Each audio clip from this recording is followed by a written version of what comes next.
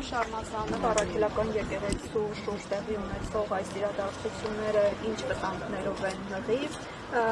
այս ամենը եկեղեցու դեմ այս գրոհը կասեցումը ինչպես եք պատկերացնում, ինչ ճանապարհով է։ Նախ պետք է հասկանանք ինչա տեղի ունենում։ Ըստ ումա Նիկոլ Փաշինյանի շատ լավ խորհրդատուներ, շագործավոր, որոնք շատ լավ ուսումնասիրել են եկեղեցու պատմությունը եւ դրա երկպառակտչական որոշ բարդ եւ շինծու դրվագներ եւ գնում են այդ ճանապարհով։ Որպես պատմաբան ուզում եմ ասել, որ դժբախտաբար մեր պատմության ընթացքում եղել է մի կարճ ժամանակահատված 591-ից 602 թվականը, երբ հակաթոռ կաթողիկոսություններ են ստեղծվել։ Ինչ է հակաթոռ կաթողիկոսությունը։ Հակաթոռ կաթողիկոսությունը հետևյալն է, որ պաշտոնական կաթողիկոսությանը զուգահեռ նրան հակառակ ստեղծվում է կաթողիկոսություն, որը փաստորեն ընդդիմադիր է պաշտոնական կաթողիկոսարանին։ 591 թվականին նման բան եղել է, երբ որ Հայաստանը զրկված էր պետությունից, եւ Հայաստանը բաժանված էր ըստ էության երկու մասի, արևելյան մասը Պարսկաստանի տիրապետության տակ էր, Դվին կենտրոնով, արևմտյան մասը Բյուզանդիայի տիրապետության տակ էր, այնուամենայնիվ Դվինը դա կաթողիկոսության կենտրոնն էր, այնտեղ գահակալում էր ամենայն հայոց վեհափառը, միայն ժամանակ ամենայն հայոց վեհափառ չէր կոչվում, ամենայն հայոց վեհափառ սկսվեց կոչվել ավելի շատ 15-րդ դարից, հայոց կաթողիկոս էր կոչվում եւ բյուզանդացիների մորիկ կայսրը իր արտաքին քաղաքական խնդիրները լուծելու համար ավանում ստեղծեց հակադիր հակաթոռ կաթողիկոսություն։ Հիմա Նիկոլ Փաշինյանը այդ օրինակով ուզում է այդ հովանավանքի շուրջ ստեղծի հակաթոռ կաթողիկոսություն, աղանդավորներին, չգիտեմ, իր կողմնակիցներին, պաշտոնական եկեղեցու հայրերի դեմ շարժում կենտրոնը սարքի դա։ Եվ քիչ առաջ այդ պարլամենտում ինքը հայտարարեց, որ պետության բալանսում կան եկեղեցիներ, կան անվարձահայտ տված եկեղեցիներ, որոնք իրանք հետ կվեկալեն, պարզա, որ սա գնում է հակաթոռ կաթողիկոսություն ստեղծելու ճանապարհով եւ փաստացի անում է շատ վատ բան, պառակտում է հայոց եկեղեցին։ Պառակտում է։ Ուզում եմ ասել, որ նման տխուր օրինակ մենք ունեցել ենք 6-րդ դարում։ Պարզապես շատ կարճ տևեց, ընդամենը 11 տարի, 602 թվականին պրծավ այդ հակաթոռ կաթողիկոսությունը ստեղավարում է եղել։ Այս ամեն ինչը հանգեցնել է քաղաքացիական բախումների։ Այս ամեն ինչը նախ եւ առաջ հանգեցնելու է հայ եկեղեցու հերթական պառակտման, որին տանում է Նիկոլ Փաշինյանը եւ նրան սպասարկող ճակերտավոր սպասավորները։ Բայց սպասավորները քիչ են կարծես, չէ՞, պարոն Շարմազանով, Փաշինյանի զինադարձում, ավելի իրականությունը վեհապարի Աստվածտա քիչ լինեն, աստվածտա խոնարհությունը, Աստծո ծառայությունը եկեղեցու հավատարիմ մնալը եւ եկեղեցու հայրապետին հավատարիմ մնալը եւ կանոնագիր հայոցին եւ դատաստանագրքի կետերին հավատարիմ մնալը լինի հստակ։ Բայց ես ասում եմ այն, ինչ ճանապարհով որ իրեն գնում են, ասում եմ օրինակ տես բան եղել է 6-րդ դարում, հակաթոռ կաթողիկոսություն է ստեղծել, հիմա այն ինչ որ ինքը անում է Կիրակի օրով, երբ որ գնալու է պատարագի կարգալուց եղած հոգեվորականի պատարագի մասնակցելու, եւ այն ինչ որ ինքը քիչ առաջ ասել է պարլամենտում, որ պատրաստվում է պետության բալանսի տակ գտնվող եւ առաքելական եկեղեցուն անհատույց դրված եկեղեցիները հետ վերադարձնել,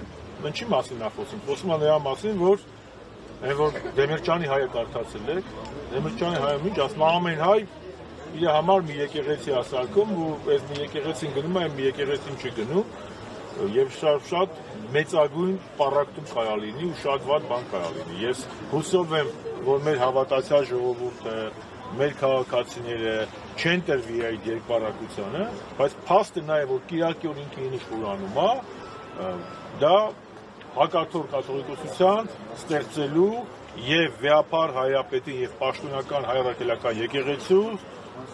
դուրս դրվելու նոր ինչ-որ շարժում է։ Միգուցե դասեք նոր Նիկոլյան շարժում, նոր Արամյան շարժում, նոր աղանդավորական շարժում, նոր Պավլիկյան կամ Թոնդակյան շարժում, կամ նոր Մորիկյան շարժում։ Բայց փաստը դա է, որ գնում է այդ ուղղությամբ, եկեղեցու պառակտելու։ Ես պարզապես որպես պատմաբան ներկայացրեցի, թե ինչն է նա հիմք վերցնում դստից։ Դե հետո ինչ կլինի, չգիտեմ, ես իմ կոշտն միշտ եղել է, որ մենք կանգնած լինենք մեր եկեղեցու մեջը, մեր եկեղեցու հայապետի, մեր եկեղեցու հայրերի եւ մեր միասնական հավաքել։ Նիկոլ Փաշինյանը այսօր հայտարարել է, որ իրենք քաղաքականապես պատրաստ են ճանապարհ տալ Ադրբեջանին լեռները տեղափոխի Թուրքիայի եւ հակառակողությամբ, սակայն տեխնիկապես պատրաստ չեն։ Նշել է, որ տեխնիկական պատրաստ են ճանապարհ տալ Ադրբեջանին, որպեսզի լեռները Հայաստանի տարածքով տեղափոխի Թուրքիա եւ հակառակողությամբ։ Սակայն նշել է, որ տեխնիկապես պատրաստ չեն, 2-3 տարի անց տեխնիկապես պատրաստ կլինեն։ Այսինքն ինքը հույս ունի, որ 2-3 տարի անց ինքը լինելու է վարչապետ։ Դե Հայաստան չի լինի այդ ժամանակ արդեն, եթե այս տեմպերով մենք գնանք։ Դասական իմաստով Հայաստան չի լինի։ Կլինի Էրմենիստան կամ Արևմտյան Ադրբեջան ըստ էության։ Փաստ եմ ասում, եթե Հայաստանը պետք է հրաժարվի անկախության հռչակագրից, եթե Նիկոլ Փաշինյանին հաջողվելու է նոր սահմանադրություն գրել, որտեղ անկախության հռչակագրի դրույթները չեն լինելու, որտեղ ցեղասպանության միջազգային ճանաչման մասին խոսք չի լինելու, Արցախի մասին խոսք չի լինելու, անկախության հռչակագրի դրույթները չեն լինելու, Արարատը մեր ազգային սիմվոլից վերածվելու է, դերատակ ինչ է մնում։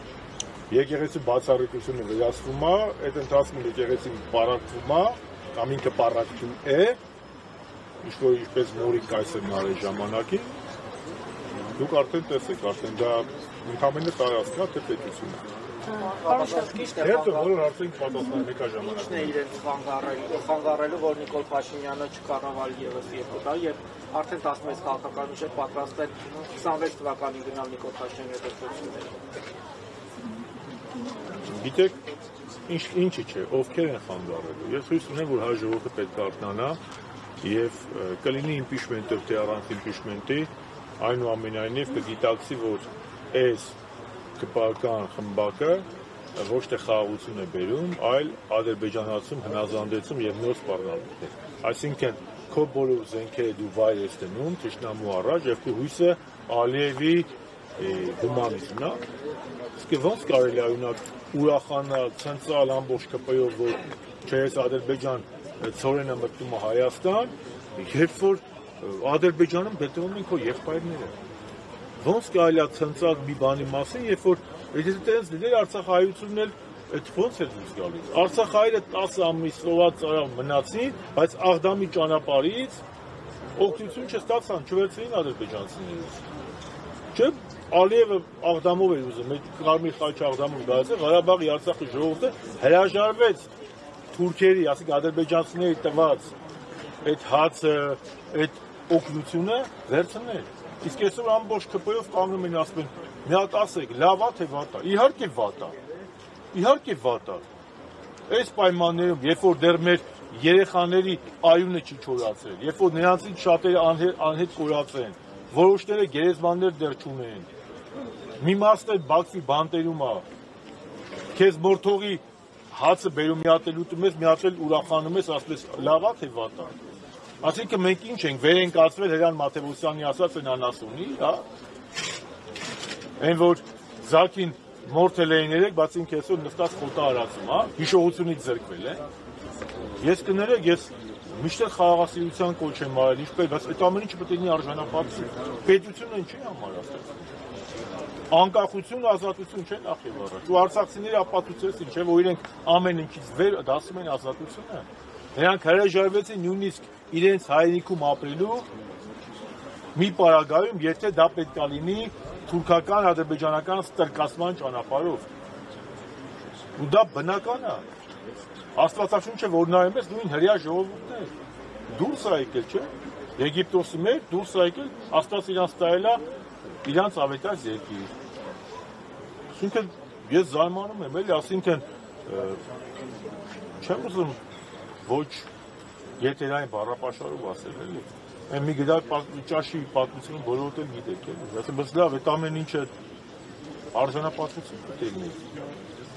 Քոնգո եղբայրները Բաքվի բանտում են, դուք ցնցում եք, որ ծորենը չայից Ադրբեջան գալիս, հա։ Ղարաբաղը չտայք, Ղարաբաղից լիքը ծորեններ գալի Հայաստան։ Արցախ ինչքան ծորեններ Հայաստանին տալի։ Չհանձնեիք Արցախը, ծորեններ տալներ ամեն ինչներ։ Արցախը հանձնել եք։ Գեիներին թողել եք Բաքվում։ 5000 կամ հազարավոր զոհեր եք տվել։